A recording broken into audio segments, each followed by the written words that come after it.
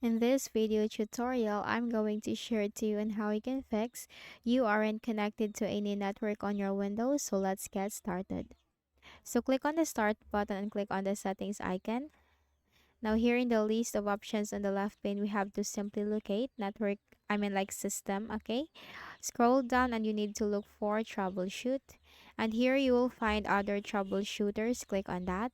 So here you'll find network and internet with the run button corresponding to it. So run the network and internet troubleshooter. Now what this will do is that this will help you detect and spot the issue or problem that you are facing on your Windows. And aside from that, this will also give you suggestions and recommendations on how you can fix the issue. So follow the recommendations and then run the network and internet troubleshooter. Next method, press Windows key and R button together. Type ncpa.cpl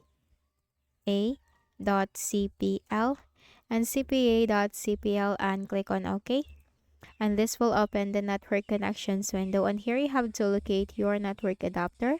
What you need to do is you need to make a right click, select disable, and then wait for some time. Right click and then select enable.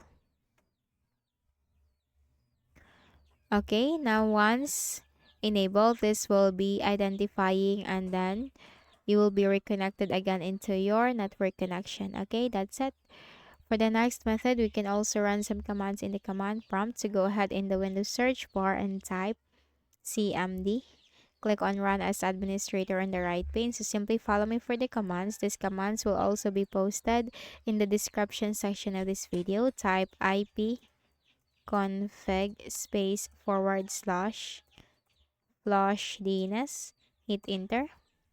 Next command, ipconfig space /release. Hit enter.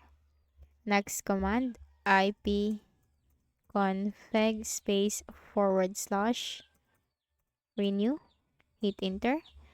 And then simply type ipconfig space /registerdns.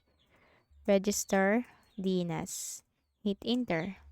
Now type exit. Hit enter. And then make a right click at the start button, shut down or sign out, and restart your Windows. And for the final method, click on the start button, click on the settings icon. Here in the list of options on the left pane, we have to simply locate network and internet. Here we can find the option advanced network settings. Click on that.